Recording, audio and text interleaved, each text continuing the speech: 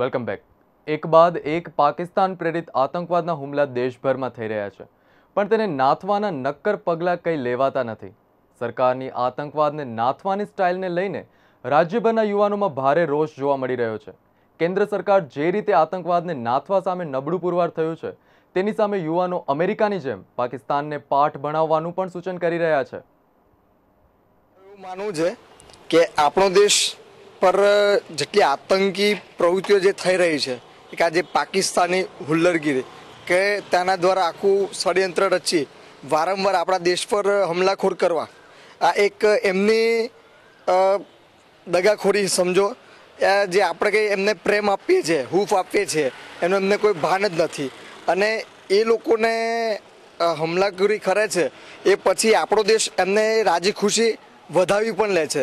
તો મારું એવું માનવું છે કે આપણી જે સરકાર છે, દેશની સરકાર મૌન બેસી રહી છે, તો આના માટે આપણા જવાનો જે શહીદ થયા એના માટે કંઈક કરવું જોઈએ। આના અગાઉ જે કંઈ હાદસો બન્યો હતો કે આપણા જે શહીદોને ત્યાં કાપીને એમના જડ માથા લઈ લીધા અને અહીંયા ડેડ બોડી મોકલી આપેલી, તો આટલું આપણે ક્યાં સુધી સહન કરીશું? પાકિસ્તાન હંમેશા આપણને દગો આપતો આવ્યું છે। આપણી આતંકવાદ આપણા દેશમાં બહુ એનો શિકાર થયું છે। દરેક મહિના પછી કે 2 વર્ષ પછી કે વર્ષ પછી આપણા ઇન્ડિયામાં કોઈક ને કોઈક જગ્યાએ આતંકવાદી હુમલો થાય છે। એનો જવાબ આપવામાં આ કેન્દ્ર સરકાર સક્ષમ નથી।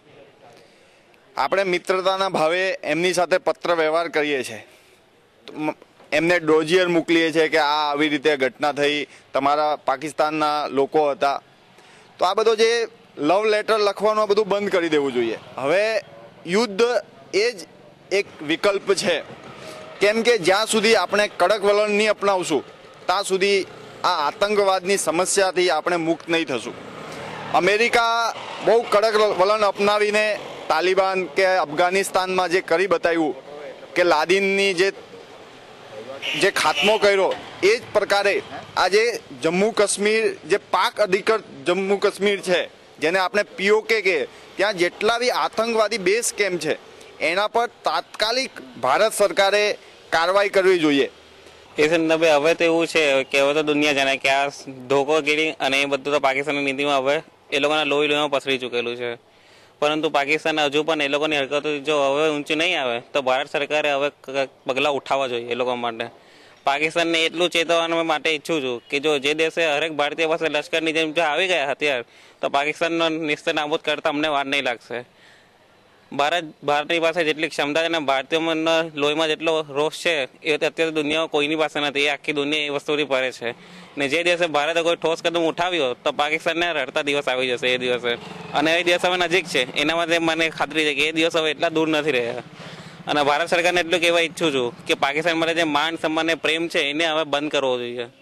વારે ઘડી ત્યાંના લોકોને આપણા મહેમાન બનાવાય, ક્યાંનો ઇન્સાફ?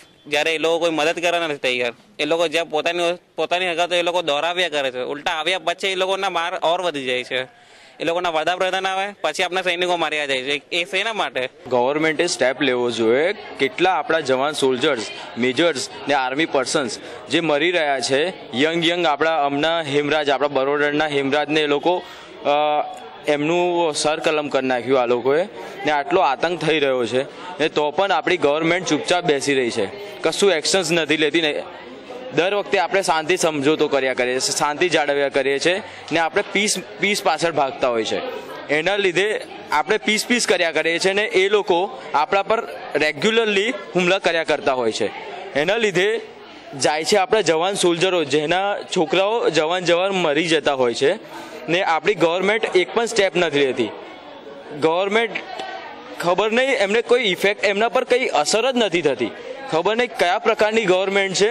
जैसे बड़ा प्रधान अभी आके गए और तुरंत हमने देखा कि जैसे हमला हुआ है, तो हमारे सरकार क्या कर रही है? उनको कुछ करना चाहिए, उन्हें को जैसे कड़क स्टेप्स लेने चाहिए, सिक्योरिटीज़ हमारे पास अच्छी होनी चाहिए जिससे ये हम फ्यूचर में अपने आप को सेव कर सके, और ऐसी प्रायोरिटीज़ अपने पास होनी चाहिए कि अपन कुछ कर पाए और ये हमलों को टाल सके जहाँ तक हो सके वहाँ तक। ભારતની ઉપર જે હુમલા થયા છે તે પ્રમાણે અમેરિકા સામે જે હુમલા કરેલા છે અને અમેરિકાએ જે પગલાં લીધેલ છે તે પ્રમાણે ભારતીયએ પણ લેવા જોઈએ। અમેરિકાએ જ્યારે સદ્દામ હુસેન અને લાદેનને ફાંસી જ્યારે માર્યા એ પ્રમાણે જ ભારતીયએ બધા આતંકીઓનો સામનો કરવો જોઈએ। જેમ કે અમેરિકાએ જેમ શિક્ષાત્મક પગલાં ધરાવ્યા હતા લાદેનની સામે, એવી રીતે આપણે પણ કંઈક એવા પગલાં ઉઠાવવા જોઈએ જેથી બીજી વખત આવું ના થાય. અને ક્યાં સુધી આપણે સહન કરીશું આવું? ક્યાં સુધી? 1991થી આપણે શાંતિ માટેનો એક કોન્ટ્રાક્ટ કર્યો હતો, એ પછી પણ આજ સુધી એક પણ વખત એનો કોઈ અમલમાં મુકાયું નથી. અને દર વખતે યુદ્ધનો સામનો આપણે કરતા રહેવો છે અને ભોગવવાનું ભારતને જ થાય છે દર વખતે. તો આ સુધી ક્યારે આ બધું પૂરું થશે? એક વસ્તુ આપણે હજુ ભૂલાતી નથી, ત્યાં એ લોકો આપણને આવીને બીજો તમાચો મારી જાય છે. ખરેખર આવું ના હોવું જોઈએ. આપણે એ લોકોને જઈને તમાચો મારવો જોઈએ અને કોઈ રૂલ્સ એન્ડ રેગ્યુલેશન આપણે એને બનાવવા જ ન જોઈએ કે એના આતંકવાદીઓ પકડાણા અને આપણે એને રાખી મૂકીએ જેલમાં. Does not fair. એને પકડો ઓન ધ સ્પોટ, એને શૂટ એન્ડ સાઇડ જ કરી નાખો. પાકિસ્તાન કે જે લોકોનું જે આ બધું થાય છે, જે આતંકવાદીને એ લોકો જે આ બધું હાલતા ચાલતા જે કરી જાય છે, એમાં લાખો લોકો જે છે, નિર્દોષ લોકો જે છે એ આવી રીતે મરી જાય છે. અને આપણી સરકાર જો એની સામે કંઈ રિએક્શન નથી આપતી, જે પગલાં નથી ભરતી, એ બહુ ખરાબ વસ્તુ છે. જેમ એ લોકો આપણા કોઈ વ્યક્તિને જેમ છોડતા નથી અને ડાયરેક્ટલી એ લોકોને પૂછા ગાયછા વગર જેમ એ લોકો શૂટ એન્ડ સાઇડ કરી નાખે છે, એમ આપણે પણ આપણી સરકારે પણ એવો જ રૂલ પાર પાડવો જોઈએ કે કોઈ પણ પાકિસ્તાની લોકો તો હોય ને એ લોકોને તો એવું કરી નાખવું, પણ બીજા લોકો પણ આવી રીતે કોઈ આવીને ન કરી જાય ને એ માટે થઈને સરકારે કડક પગલાં લેવા જોઈએ. અને આમાં કેમ કે નિર્દોષ લોકોનો ઓલું થાય છે, ટૂંકમાં નિર્દોષ લોકો દંડાય છે. જે મતભેદ, ધારો કે આપણે ઇન્ડિયામાં રહી છીએ છતાં આપણે પાકિસ્તાન પ્રત્યે એવો દેખાવ ક્યારેય નથી કર્યો. આપણે ઇન્ડિયન લોકો આપણે પાકિસ્તાનમાં જઈને બોમ્બ કે આતંકવાદી એવું ફેલાવતા નથી આપણા સૈનિકો, પણ જો એ પાકિસ્તાનથી અહીંયા ઇન્ડિયામાં ગમે તે રીતે આવીને આપણે આવું કરી જાય છે તો એ ન થવું જોઈએ. ભારત સરકાર એમાં કંઈ ધ્યાન જ નથી દેતી. આમાં તો પાકિસ્તાન ને ભારતના સંબંધ જોવા જઈએ તો એઝ પર મતલબ ઉલટા ચોર કોટવાલ કો ડાટે. આપણે ખબર છે 1999માં કારગિલ યુદ્ધ થયું, ત્યારથી કરીને ત્યારે પણ ભારતે જ યુદ્ધ જીતી ગયું હતું. એના પછી અત્યારે પણ જોવા જઈએ તો એઝ ફાર એઝ ડિફેન્સ આપણું જે છે જે રીતનું સ્ટ્રોંગ છે, પાકિસ્તાન કરતાં ઘણું સ્ટ્રોંગ છે. આપણને પણ ખબર છે, એને પણ ખબર છે. તો મારા મતે તો આપણે ભારતના ડિફેન્સ મિનિસ્ટરે અને ભારતના જે પ્રાઇમ મિનિસ્ટર છે એમણે એવી નીતિ અપનાવી જોઈએ, પાકિસ્તાનમાં જઈને જે આતંકવાદ છે, એમના જે આ બધી અનૈતિક એક્ટિવિટી આચરે છે એને ખતમ કરી દેવી જોઈએ. જે રીતે સદામ હુસેનને અમેરિકાવાળાએ જે શૂટ આઉટ જે ઓપરેશન આખું કર્યું ને, એ ઓપરેશનમાં લાસ્ટમાં જે આખો એને ખાત્મો કર્યો. અને ઇવન એવું નહીં કે આ બધું મતલબ શું કહેવાય, એણે દુનિયાની સામે બતાવ્યું, વિડીયો ક્લિપ મૂકી, એમની મૂવી બનાવી. આ રીતના અમેરિકાએ કીધું કે અમે તો આવી રીતના ખતમ કરશું.